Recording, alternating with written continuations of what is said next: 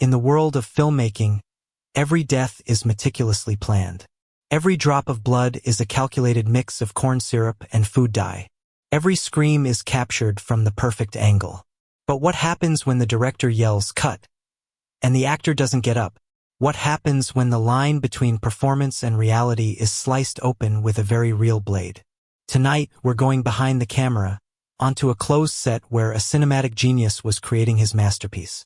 But someone else was directing a secret, final scene, one that was written in blood. Before the cameras roll on this investigation, make sure you subscribe to our channel and click that notification bell, because you won't want to miss the final, shocking take. Now, quiet on the set, and action. Soundstage 12 was not just a film set. It was a cathedral of manufactured dread. For the past 3 months, it had been the claustrophobic, hermetically sealed world of Julian Blackwood's latest psychological thriller, The Crimson Labyrinth. Blackwood was a director of monolithic reputation, a visionary whose films were celebrated for their dark, cerebral beauty and notorious for the brutal toll they took on his cast and crew. He was an artist who believed that true performance could only be born from true suffering, and he was a master at inflicting it. The set itself was a masterpiece of Gothic decay. It was a meticulous recreation of a dilapidated Victorian mansion's library, a 2-story cavern of towering bookshelves, spiral staircases, and a grand, menacing fireplace. Every book was real, every piece of furniture a genuine antique, every shadow and sliver of dust artfully placed to create an atmosphere of suffocating gloom. The air was thick with the smell of fake smoke, old paper, and the palpable tension that radiated from Julian Blackwood himself. On this final night of principal photography, that tension was at its zenith. They were filming the movie's climax, a brutal, cathartic confrontation where the tormented protagonist, Alara, finally turns the tables on her manipulative, gaslighting husband, stabbing him in the heart with a letter opener from his own desk. It was a scene Julian had obsessed over for weeks, demanding take after take, pushing his 2 lead actors to the brink of emotional and physical collapse. His lead actress was Nina Valenti, a rising star with the face of a Botticelli angel and eyes that could convey a universe of pain. She had been Julian's discovery. He had plucked her from obscurity and molded her into a sensation, but the process had been a public and brutal one.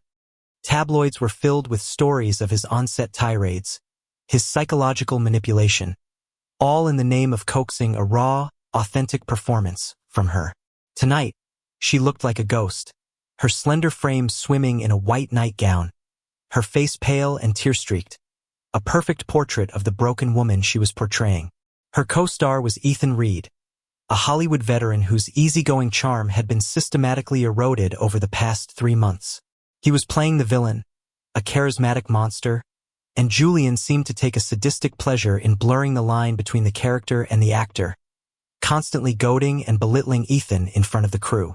Again, Julian's voice boomed from the darkness behind the monitors, a sound that made everyone on set flinch. "There's no conviction, Nina. I don't believe you. You're not a victim fighting back.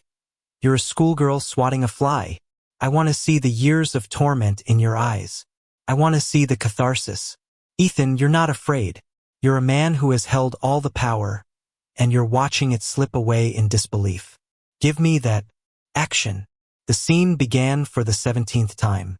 The prop master, a nervous, perpetually sweating man named Ben Carter, handed Nina the Hero Propa retractable rubber-bladed letter opener with a heavy, ornate silver handle. The cameras rolled. Nina and Ethan launched into the venomous dialogue, their voices raw with exhaustion. The scene built to its violent crescendo. Nina lunged forward, plunging the prop knife into Ethan's chest. He gasped, collapsing onto a chaise lounge, and Nina stood over him, her body trembling, a single perfect tear rolling down her cheek. "Cut!" Julian screamed, his voice laced with fury. He stormed onto the set, his tall, gaunt frame cutting an intimidating figure. Useless. Absolutely useless. This is the climax of a $100 million film, and it has all the dramatic tension of a daytime soap opera. We are done for tonight. I need to think. I need to figure out how to get a performance out of these amateurs. He dismissed the cast and crew with a contemptuous wave. The set cleared out with a collective, weary sigh of relief. Ethan Reed threw the prop knife onto the desk in disgust and stormed off to his trailer. Nina Valenti seemed to deflate, a puppet with her strings cut, and was led away by her personal assistant.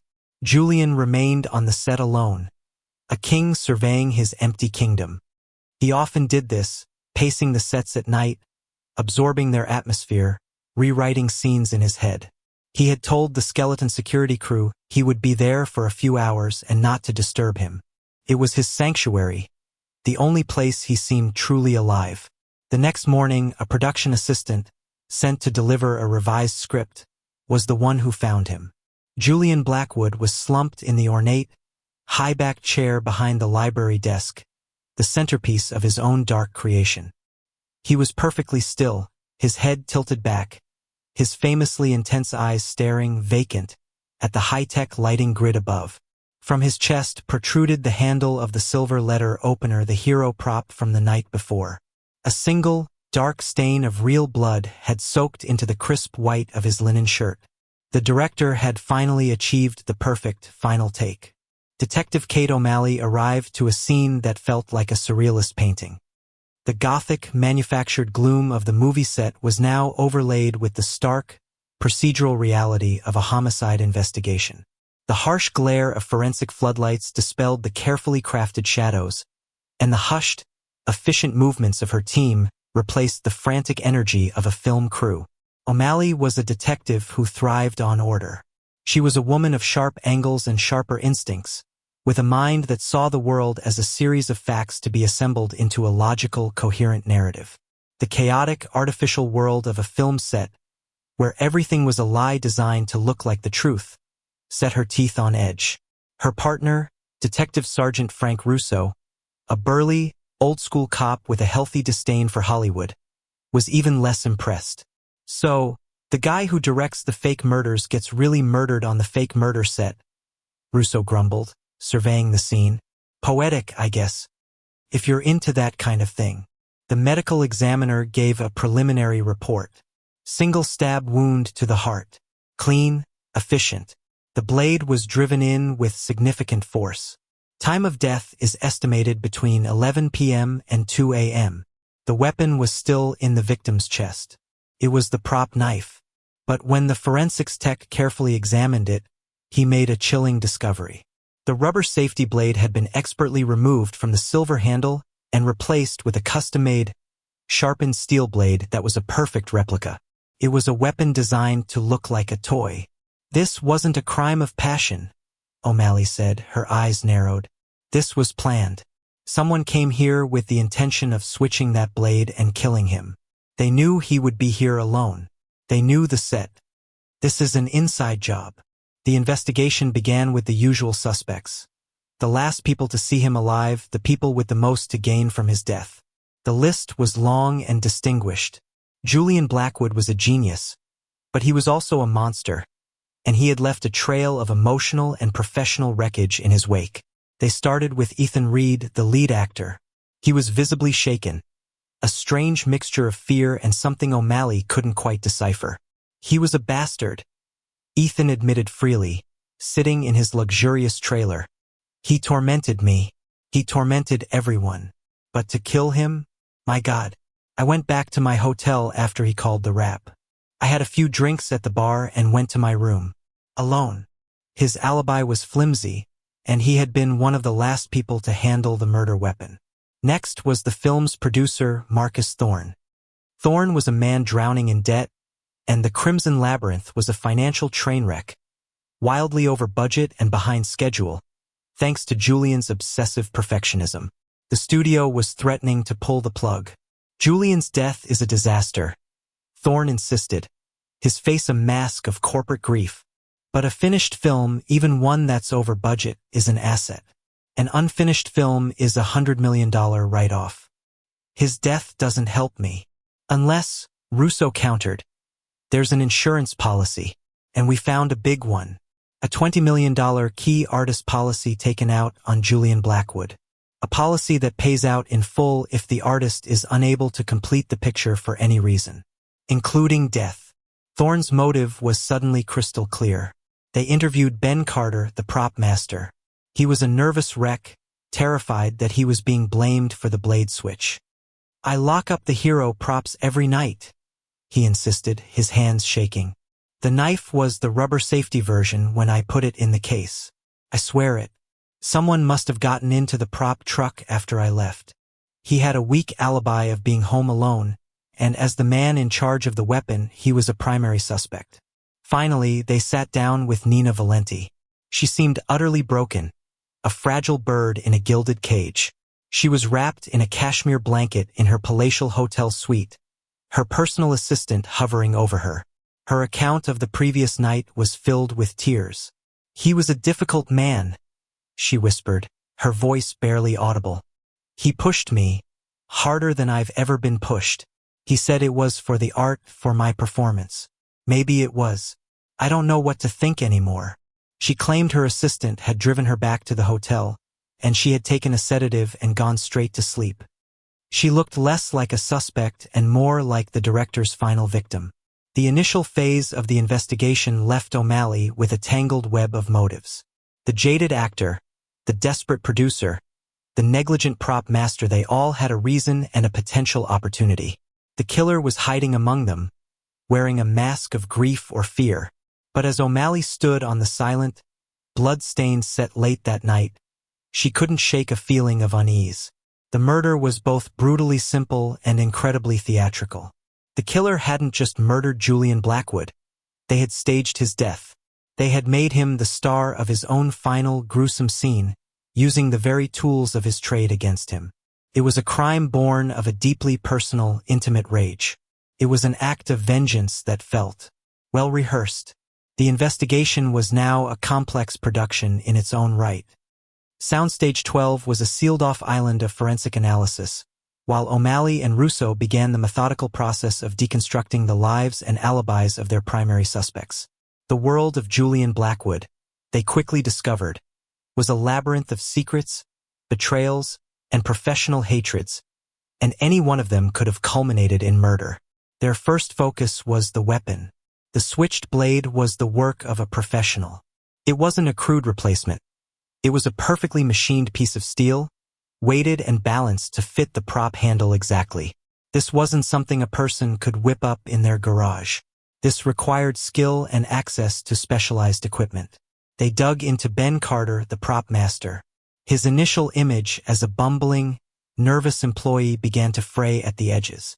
A background check revealed that Carter had once been a master craftsman, a sought-after specialty prop maker for major studios. His career had been derailed 5 years earlier after a public and humiliating falling out with a director on a big-budget sci-fi film. That director was Julian Blackwood. Julian had accused Carter of incompetence, had him fired, and effectively blacklisted him from the top tier of the industry. The Crimson Labyrinth was his first major film job since the incident, a step down in pay and prestige, a job he had only gotten because no one else was willing to work with the notoriously difficult director. So Carter didn't just have an opportunity. He had a 5-year-old grudge, Russo said, pacing in front of the evidence board.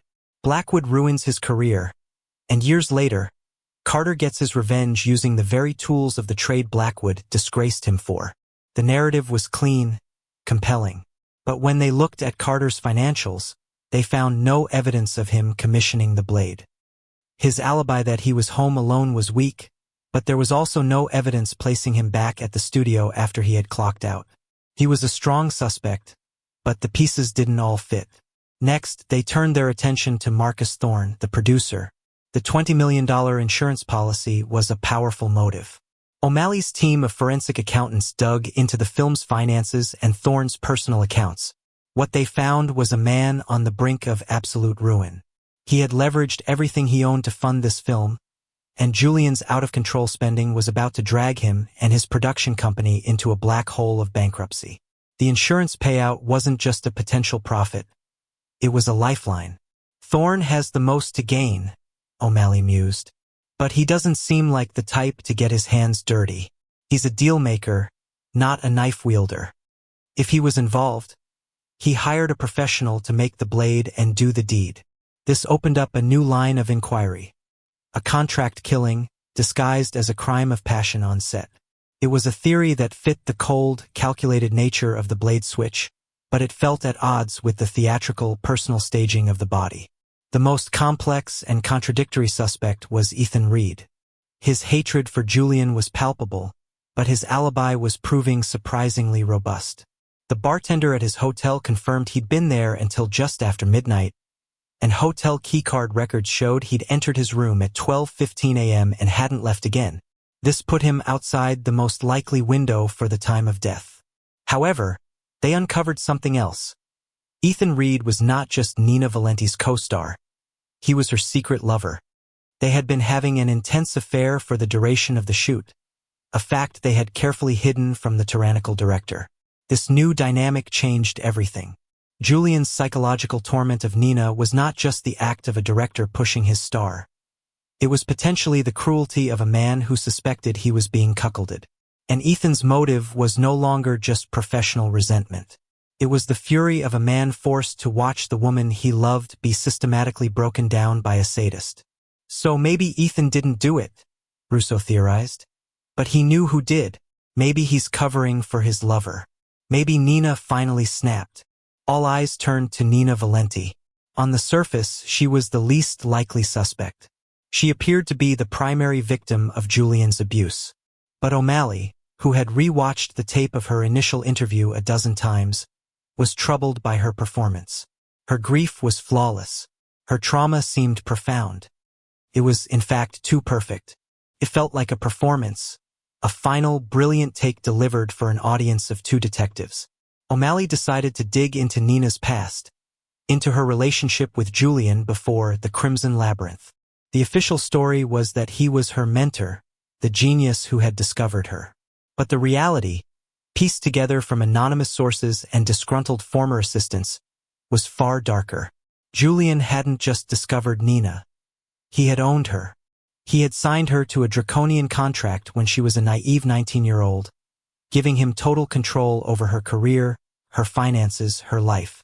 He had isolated her from her family and friends, cultivating a deep, toxic dependency. He was not her mentor. He was her puppet master. The psychological abuse they had witnessed on set was not a new technique for this film. It was the culmination of a years-long pattern of coercive control.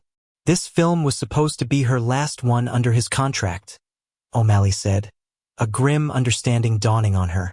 She was about to be free, but we found his personal emails. He was preparing to file a lawsuit to extend the contract, claiming she hadn't fulfilled certain promotional obligations. He was never going to let her go. Nina Valenti didn't just have a motive. She had the motive of a cornered animal fighting its way out of a cage. Her entire life and future were on the line. The problem was her alibi. Her assistant, a young woman named Sarah, swore she had been with Nina all night. But when O'Malley and Russo brought Sarah in for a second interview, her story started to show cracks. She was fiercely protective of Nina, but she was also a bad liar. Under pressure, she confessed. Nina came back to the hotel, Sarah said, her voice trembling. But she didn't take a sedative. She was calm, frighteningly calm. She said she needed to go for a drive to clear her head. She made me promise to tell anyone who asked that she was asleep. She was gone for almost 2 hours. The alibi was broken. Nina had the motive and the opportunity. But the final piece was still missing, the blade. How could a cloistered actress, a woman who lived in a gilded cage, arrange for the creation of a precision-made weapon? The answer, O'Malley suspected, lay with one of the other men Julian Blackwood had wronged. Nina was the architect, the director of this real-life murder. But she had needed a key collaborator. She re-examined the evidence, looking for a link between Nina and one of the other suspects. And she found it. A series of encrypted, deleted text messages, recovered by the cybercrime unit from the phone of Ben Carter, the prop master. The messages were from a burner phone, but the timing of them was damning. They detailed a series of secret meetings in the weeks leading up to the murder. And there was a record of a large, Anonymous cash transfer into Carter's bank account 2 days before Julian's death. The amount was $50,000. The conspiracy snapped into focus, and it was a work of diabolical genius. Nina Valenti, the ultimate victim, had harnessed the anger of another of Julian's victims. She had found the disgraced prop master, a man with the skills to create the weapon and the access to switch the blades. She had used her money and his burning desire for revenge to orchestrate the perfect murder. She had manipulated him just as surely as Julian had manipulated her. It was a tragic, twisted echo of the very abuse she was trying to escape. She had created the perfect script, cast her accomplice, and directed her own masterpiece of vengeance. And the final scene was about to play out. The confession of Ben Carter was the key that unlocked the entire conspiracy. Cornered with the evidence of the secret meetings and the $50,000 payment, the prop master's nervous facade shattered, and the story of his deadly collaboration with Nina Valenti came spilling out. "She found me a month ago," he confessed, his head in his hands in the stark white interrogation room. "She knew what Blackwood did to my career. She knew I was broke, desperate," she said. She said she wanted to give him a scare. A final prank on the last night of shooting. According to Carter, Nina's original pitch was to swap the rubber blade with a dull, but real steel blade. The plan was for her to stab Ethan Reed in the final take, and the sight of a real knife instead of the prop would humiliate Julian, a final act of defiance from the actors he had tormented. It was, Carter claimed, supposed to be a piece of theater, not a murder. "She paid me to make the blade," he said. His voice choked with a mixture of fear and self-loathing. "I have a small workshop at my house. It was easy enough to do. I switched it out during the dinner break on the final day. I was supposed to switch it back after the scene, before anyone noticed. But then Julian called that final, angry rap. I never got the chance. I swear, I didn't know she was going to kill him." O'Malley and Russo listened, letting him talk. They knew he was lying, or at least telling a carefully edited version of the truth to minimize his own role. The precision of the wound, the timing, the cold-blooded efficiency of it didn't speak to a prank gone wrong. It spoke to a meticulously planned assassination. But Carter's confession gave them the leverage they needed. He had directly implicated Nina as the architect of the plan.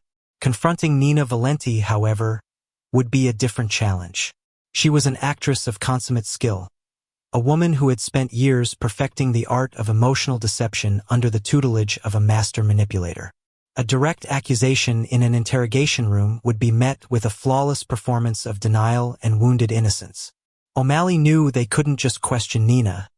They had to break her character. Her plan was audacious.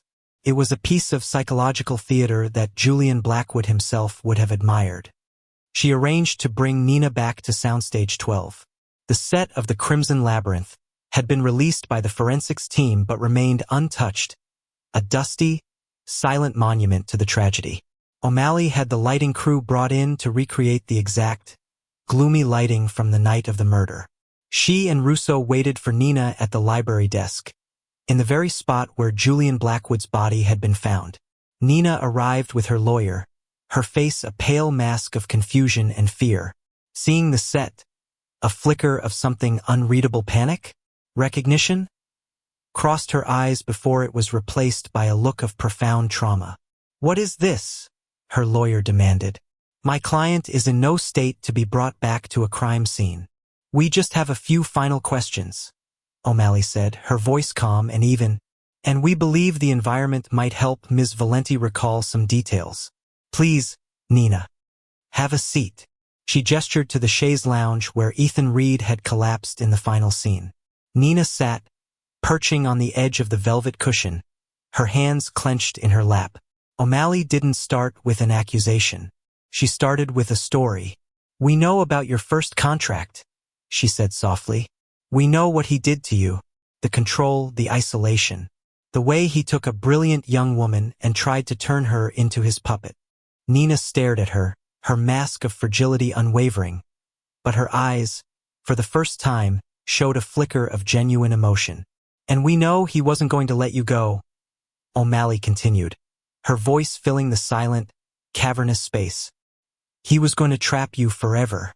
So you decided to write a new ending to your story. A director's cut. She began to walk Nina through the plot, laying it out scene by scene, just as a director would. She described how Nina had researched Julian's other victims, how she had found the desperate, disgraced Ben Carter. She described the secret meetings, the manipulation of a broken man's desire for revenge. You cast him perfectly, O'Malley said, circling the desk. He was your key grip, your special effects man. He would build your most important prop. And you gave him a script, a story about a prank to ensure his compliance. You knew he didn't have the stomach for murder, so you fed him a lie. Nina's lawyer repeatedly tried to interject, but Nina herself remained silent, her gaze locked on O'Malley. And then came the final scene, O'Malley said, her voice dropping. You had your weapon. You had your opportunity. Your alibi was in place. Your assistant was ready to lie for you. After the wrap, everyone left. But you came back. You knew Julian would be here, alone, in his element.